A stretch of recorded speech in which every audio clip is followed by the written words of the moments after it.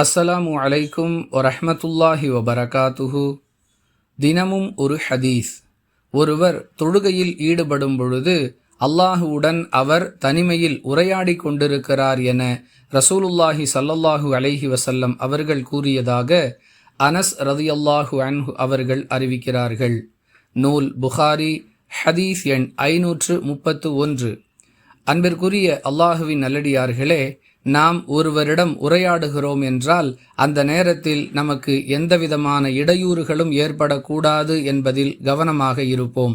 அதிலும் சமூகத்தில் உள்ள ஒரு முக்கிய நபரிடம் நாம் உரையாடும் பொழுது கூடுதல் எச்சரிக்கை உணர்வோடு செயல்படுவோம். அப்படியென்றால் அல்லாஹுவிடம் உரையாடுவதற்கு சமமான ஒரு செயல் தொழுகை.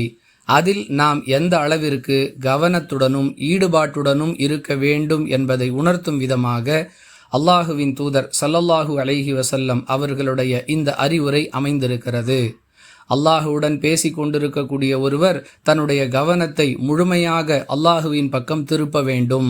தேவையற்ற எந்தவிதமான சிந்தனைகளுக்கும் தம்முடைய மனதில் இடம் கொடுக்கக்கூடாது.